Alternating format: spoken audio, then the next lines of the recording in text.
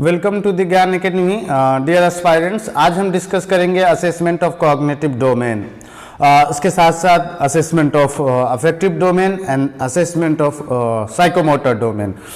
Basically Bloom's taxonomy को आप बहुत अच्छी तरीके से जानते हैं। एक्चुअली में ब्लूम्स टैक्सोनॉमी के ओरिएंट करने का मेरा टॉपिक नहीं है, एक्चुअली में उसको असेस कैसे करना है ये मेरा टॉपिक है, लेकिन फिर भी थोड़ी बहुत बात करता चलूँ assessment of basically Bloom's taxonomy. Bloom's ने एजुकेशन के 3 ऑब्जेक्टिव्स तय किए हैं, 3 डोमेन तय किए हैं। एक कॉग्निटिव डोमेन, दूसरा अफेक्टिव डोमेन और तीसरा साइकोमोटर डोमेन। बेसिकली ब्लूम्स और बेंजामिन एस ब्लूम और उनके साथियों ने 1956 में इस क्लासिफिकेशन को दिया था, इस टैक्सोनॉमी को दिया था, जिसमें कॉग्निटिव डोमेन में बेसिकली 6 कंपोनेंट्स थे: knowledge, comprehension, application, analysis, synthesis and evaluation. ये सब के सब नाउन की फॉर्म में थे, ये सब के सब नाउन की फॉर्म में थे। फिर एंडरसन और कॉर्टवाल ने 2001 में इस कॉग्निटिव डोमेन को रिवाइज किया और रिवाइज करके उन्होंने वर्ब की शक्ल में पेश किया। नॉलेज को उन्होंने रिमेंबर कर दिया, जैसा कि आप स्क्रीन पर देख रहे होंगे। उसी तरीके से कंप्रीहेंशन को अंडरस्टैंड कर दिया, एप्लीकेशन को अप्लाई कर दिया जी, उसी तरीके से एनालिसिस को एनालाइज कर दिया, है ना। और फिर जो इवैल्यूएशन सबसे ऊपर में है, जैसा कि आप देख रहे होंगे फिगर में, उसको एक स्टेप नीचे ले आया और इवैल्यूएट कर दिया और सिंथेसिस को सबसे ऊपर ले जाकर के क्रिएट कर दिया। बेसिकली सिंथेसिस को क्रिएट करने के पीछे जो एक लॉजिक है, वो लॉजिक ये है कि एक्चुअली में सिंथेसाइज जब हम किसी चीज को करते हैं तो बेसिकली एक सिंथेसाइज करने पर क्या होता है, बेसिकली कि हम उसको संजोगते हैं, एक नई फॉर्म्स देते हैं, एक नया चीज बनाते हैं, सिंथेसाइज करते हैं तमाम चीजों को मिला करके। इसीलिए सिंथेसिस को क्रिएट किया गया, है ना। और ये जो हम सिंथेसाइज करते हैं, चीजों को बनाते हैं, ये आफ्टर द इवैल्यूएशन होता है। इसलिए इवैल्यूएशन को एक स्टेप हमने नीचे लाया और सबसे ऊपर में हमने क्रिएट को ले गया, है ना। अब कहने का मतलब यह है कि इसके जो कंपोनेंट्स है एंडरसन एंड कॉर्टवाल टैक्सोनॉमी 2001 के, वो पहला रिमेंबरिंग है। रिमेंबरिंग को आप बहुत अच्छी तरीके से जानते हैं। प्रीवियस इंफॉर्मेशन को रिकॉल करना, रिकॉग्नाइज करना, जो चीजें हमारी मेमोरी में सेट है, जो चीजें हमारी मेमोरी में स्टोर है, उन चीजों को रिकॉग्नाइज और रिकॉल करना बेसिकली रिमेंबरिंग कहलाता है। उसके बाद हम अंडरस्टैंडिंग की अगर बात करें तो अंडरस्टैंडिंग में हम क्या करते हैं, चीजों को इंटरप्रेट करते हैं, एग्जाम्पलीफाई करते हैं, क्लासिफाई करते हैं, समराइज करते हैं, इन्फेरिंग कायम करते हैं, कंपैरिजन करते हैं और एक्सप्लेनिंग करते हैं हम चीजों को। उसी तरीके से हमारा अप्लाई है। अप्लाई में हम क्या करते हैं, हमारा जो प्लान है या हमारा जो भी कॉन्सेप्ट है या जो भी हमारी थ्योरी है, उसका इंप्लीमेंट करते हैं, बेसिकली उसको एग्जीक्यूट करते हैं, बेसिकली, है ना। एग्जीक्यूट करते हैं, उस पर अमल आवरी करते हैं, उस पर बेसिकली उसको आगे की तरफ बढ़ाते हैं, एग्जीक्यूट करते हैं, बेसिकली, है ना, अप्लाई के अंदर। वैसे भी हम समझते हैं अप्लाई के मतलब कि अगर कोई चीज हमने सीखा, उसका फर्दर एप्लीकेशन हम करते हैं, बेसिकली, है ना, कि कहां एप्लीकेशन होगा, किस तरीके से एप्लीकेशन होगा, किस तरीके से उसका एप्लीकेशन किया जाना है, तो ये एप्लीकेशंस में हम करते हैं।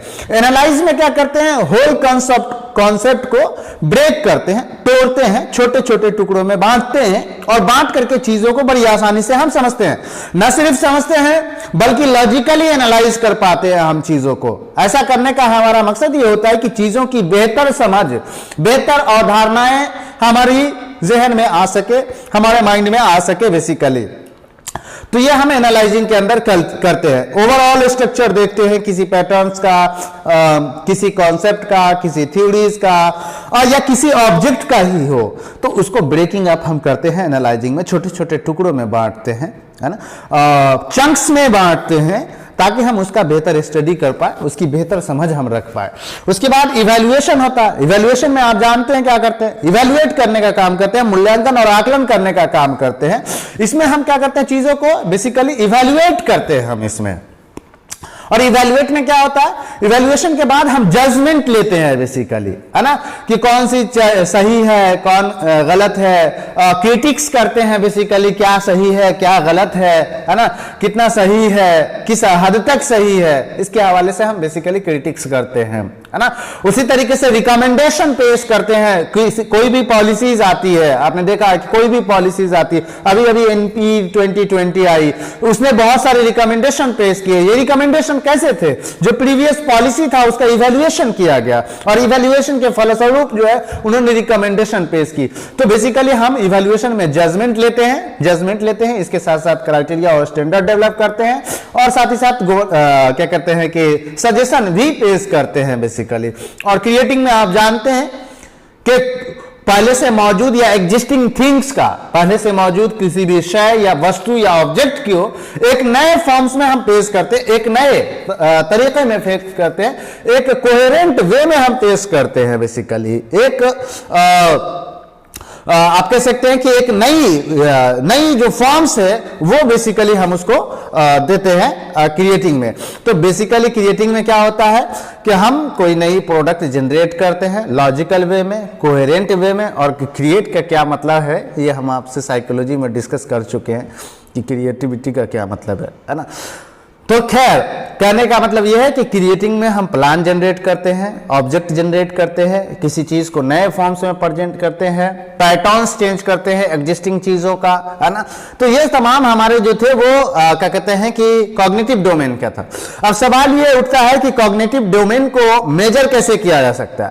तो देखिए कॉग्निटिव डोमेन को मेजर करने के लिए बेसिकली अचीवमेंट टेस्ट लगाना पड़ता है। कॉग्निटिव डोमेन के जो भी कंपोनेंट है अगर उसको आप मेजर करना चाहते हैं तो उसको मेजर करने के लिए आपको अचीवमेंट टेस्ट लगाना पड़ेगा। इस अचीवमेंट टेस्ट के थ्रू आप कॉग्निटिव डोमेन का असेसमेंट कर सकते हैं। और इसके लिए हमने जो ट्रिक बनाया है बेसिकली कॉग्निटिव डोमेन को याद रखने के लिए वो क्वासी है, क्वासी यानी कि KUAASE, क्वासी, knowledge, understanding, analysis, application, synthesis and evaluation जी। और उसका जो रिवाइज्ड वर्जन है एंडरसन और कोर्थोवल का वो रिकाक है, RCAAEC है ना। यानी कि remembering, comprehension, understanding, analysis, application, evaluation and creation. अब हम चलते हैं अफेक्टिव डोमेन की तरफ। अफेक्टिव डोमेन बेसिकली बिहेवियर से हमारे झलकता है। हम अगर चाहें कि अफेक्टिव डोमेन का मेजर करें आपसे और आपको हम एक टूल देते हैं, एक क्वेश्चनायर देते हैं, उससे हम आपके इफेक्टिव डोमेन को मेजर नहीं कर सकते। अगर मेजर भी करेंगे तो वो एग्जैक्ट नहीं आएगा एक्चुअली में जो आपकी बिहेवियर है।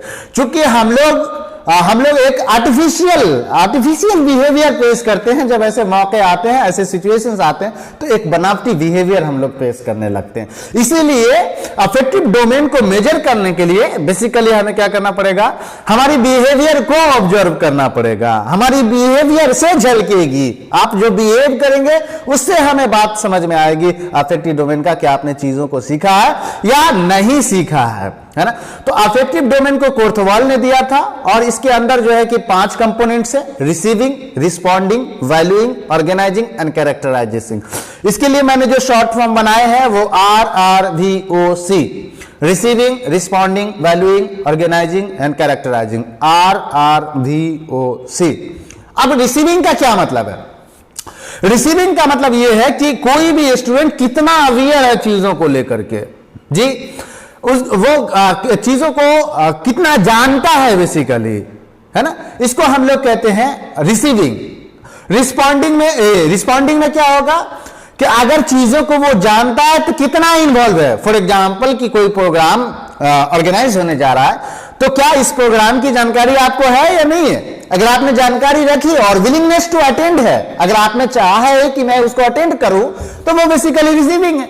अब रिस्पॉन्डिंग में क्या होगा, आप अटेंड करेंगे उसको, है ना, यानी कि रिस्पॉन्ड करेंगे आप। उसके बाद वैल्यूइंग में क्या है, आप उसकी अहमियत को समझेंगे, आप उसकी जो महत्वता है, सिग्निफिकेंस है, उसकी जो इंपॉर्टेंस है, उन चीजों को आप समझते हैं वैल्यूइंग में। ऑर्गेनाइजिंग में क्या करते हैं, अब जो आपने पार्टिसिपेट किया, जो चीजें सीखी आपने, जो चीजें आपने जानी, उसको इंटरनलाइज करते हैं आप, उसको एसिमिलेट करते हैं, है ना, अपने अंदर समाहित करते हैं। और इसके बाद कैरेक्टराइजेशन में वो चीजें आपके बिहेवियर में शामिल हो जाती है। कैरेक्टराइजेशन में आपने जो चीजें सीखी है वो आपकी बिहेवियर में एग्जैक्टली शामिल हो जाएगा, एग्जैक्ट शामिल हो जाएगा वो चीजें अपने आप, है ना। तो ये RRVOC है, receiving, responding, valuing, organising and characterising. अब सवाल ये है कि इस डोमेन का, अफेक्टिव डोमेन का हम असेसमेंट कैसे कर सकते हैं। जैसा कि हमने कहा कि ये हमारी बिहेवियर से झलकने वाली चीजें हैं, इसको हम पेपर पेंसिल टेस्ट के जरिए अगर चाहेंगे तो एग्जैक्ट मेजर हम नहीं कर सकते हैं। वजह मैंने ऑलरेडी आपसे बता दिया है कि वजह यह है कि भाई हम लोग बनावटी बिहेवियर पेश करते हैं, आर्टिफिशियल बिहेवियर हमारा पेश होता है और उससे हम एग्जैक्ट मेजर आपका नहीं कर सकते हैं। लेकिन फिर भी आपको असेस करना हो अफेक्टिव डोमेन का तो क्लासरूम असेसमेंट टेक्निक का इस्तेमाल कर सकते हैं। इसके अलावा स्टैंडर्डाइज टूल है, उसका इस्तेमाल कर सकते हैं आप। ग्रुप में बच्चों को वर्क दे करके आप इवेल्युएट कर सकते हैं बिहेवियर उसके। उसी तरीके से चेकलिस्ट का इस्तेमाल कर सकते हैं आप, ऑब्जर्वेशन का इस्तेमाल कर सकते हैं, प्रोजेक्ट वर्क का इस्तेमाल कर सकते हैं आप, है ना। अब उसके बाद हम साइकोमोटर डोमेन का हम चर्चा करेंगे कि साइकोमोटर डोमेन बेसिकली क्या होता है। साइकोमोटर डोमेन को आप जानते हैं कि RH दवे ने दिया था 1975 में, है ना, साइकोमोटर डोमेन। और साइकोमोटर डोमेन को याद रखने के लिए आपके लिए शॉर्ट फॉर्म है इम्पान, IMPAN, that means imitation, manipulation, precision, articulation and naturalization. Imitation, manipulation, precision, articulation and naturalization. Imitations में क्या होता है, शुरुआत के मरहलों में आपका जब डेवलपमेंट हो रहा था, यानी कि आप बच्चे थे, तो आप अपने बड़ों की नकल किया करते थे, अपने बड़ों की तकलीद किया करते थे, बेसिकली इमिट किया करते थे उनकी बिहेवियर को, है ना। उसी तरीके से न सिर्फ बचपन में बल्कि आप आगे आइए, अगर अपने टीचर्स को आप जैसा देखते हैं बिहेव करते हुए, जिस तरीके से बात करते हुए, जिस तरीके से एक्सप्रेशन देते हुए, आज का बच्चा वैसा ही एक्सप्रेशन देना शुरू करता है। और भी मैं आपको बताता हूं, माइक्रो टीचिंग आपने किया, माइक्रो टीचिंग में टीचर्स ने पहले प्रेजेंट करके आपको दिखाया, फिर आपने उसको इमिट किया। तो इमिटेशंस में हम किसी की बिहेवियर पैटर्न को ऑब्जर्व करते हैं और ऑब्जर्व करके उसको परफॉर्म करने की कोशिश करते हैं जी। इमिटेशंस में हम किसी की बिहेवियर पैटर्न को ऑब्जर्व करते हैं और ऑब्जर्व करने के बाद हम उस बिहेवियर पैटर्न को परफॉर्म करने की कोशिश करते हैं। That means you have to emit someone और समबडी बिहेवियर, है ना। उसके बाद मैनिपुलेशन आता है। मैनिपुलेट के मतलब होता है तोड़ मरोड़ देना, उसमें तब्दीली ले आना, चेंज ले आना, परिवर्तन ले आना, बेसिकली मैनिपुलेशन कहलाता है। अभी हम लोग बात कर रहे थे इमिटेशंस की, तो इमिटेशंस में क्या हुआ कि जैसा किसी ने बिहेवियर प्रेजेंट किया, हमने उसको ऑब्जर्व किया और इमिट किया, हमने उसको परफॉर्म किया। लेकिन मैनिपुलेशन में क्या होगा कि हमने जो आपको ऑब्जर्व किया, अब उसमें चूंकि जैसे जैसे हम प्रैक्टिस करेंगे, आगे की तरफ बढ़ेंगे, है ना, तो मुझे लगेगा कि नहीं कुछ चीजें गड़बड़ हो रही है, उसको चेंज करने की जरूरत है। तो हम क्या करेंगे, उसको मैनिपुलेट करेंगे और फिर अपने हिसाब से परफॉर्म करेंगे, जैसा कि माइक्रो टीचिंग में होता भी है कि आपने पहले ऑब्जर्व कर लिया, उसमें फिर कुछ चीजें अपने हिसाब से आपने समझी और फिर उसको मैनिपुलेट करके प्रेजेंट करने की कोशिश आपने की।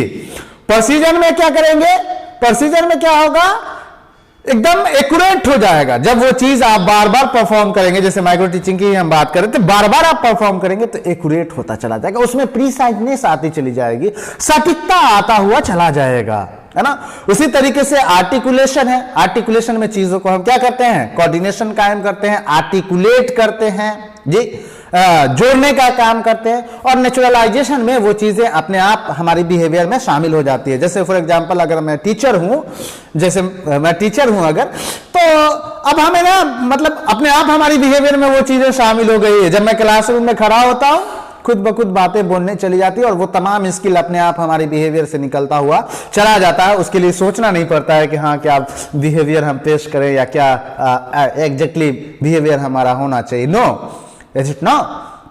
ये हमारे बिहेवियर में शामिल हो गया और अपने आप अब हमारा बिहेवियर प्रेजेंट होता हुआ चला जा रहा है, मुझे किसी से कुछ भी कहने की जरूरत नहीं पड़ रही। तो ये बेसिकली हमारा साइकोमोटर डोमेन था। इम्पान, imitation, manipulation, precision, articulation and naturalization. Imitations में हम किसी की बिहेवियर पैटर्न को ऑब्जर्व करते हैं, ऑब्जर्व करने के बाद इमिट करते हैं, नकल करते हैं। मैनिपुलेशन में हम उस बिहेवियर पैटर्न में अपने बिहेवियर पैटर्न में हम क्या करते हैं, थोड़ी चेंजेस लाते हैं, थोड़ी मैनिपुलेट करते हैं उसको। उसके बाद परसीजन में धीरे धीरे प्रैक्टिस से सटीकता आ जाती है, ओरिजिनलिटी आ जाती है उसमें। फिर आर्टिकुलेट कर देते हैं उसको अपने बिहेवियर से और सिचुएशन से आर्टिकुलेट कर देते हैं। उसके बाद नेचुरलाइजेशन है। नेचुरलाइजेशन में स्वतः ही हमारा बिहेवियर उस तरीके का परफॉर्म करने लगता है, अपने आप हमारी बिहेवियर में खुद ब खुद हमारी बिहेवियर में वो चीजें शामिल हो जाती है। असेसमेंट की अगर हम बात करें तो बेसिकली इसको जो साइकोमोटर डोमेन है उसको असेस कैसे किया जाएगा, तो एक तो आप ऑब्जर्वेशन शेड्यूल है उसके थ्रू आप असेस कर सकते हैं, चेकलिस्ट का इस्तेमाल कर सकते हैं, रेटिंग स्केल का इस्तेमाल कर सकते हैं, आर्ट जजमेंट टेस्ट जो आजकल इंडियन आइडल और इस तरीके के जो भी रियलिटी शो चल रहे हैं उन रियलिटी शोज में देख रहे होंगे आपके टूल रहता है जिसके जरिए से उनको मेजर किया जाता है, तो उस आर्ट जजमेंट टेस्ट के जरिए से भी आप मेजर कर सकते हैं। उसी तरीके से साइकोमोटर टेस्ट है, बहुत सारा साइकोमोटर टेस्ट है जिसके जरिए से आप साइकोमोटर डोमेन को मेजर कर सकते हैं। इसके अलावा थॉर्नडाइक का भी एक टेस्ट है जिसका नाम है the Thorndike test for aesthetic appreciation 1960, जैसा कि आपको स्क्रीन पर दिख रहा होगा, है ना। इसके अलावा the Meier art judgment test है 1940 में डेवलप हुआ था। तो ये तमाम टूल है जिसके जरिए से आप साइकोमोटर डोमेन को भी मेजर कर सकते हैं। इसी के साथ हमारा जो बी पार्ट था यूनिट 7 का वो खत्म हो जाता है। अब नेक्स्ट वीडियो में हम सी पार्ट की तरफ चलेंगे। बहुत बहुत धन्यवाद।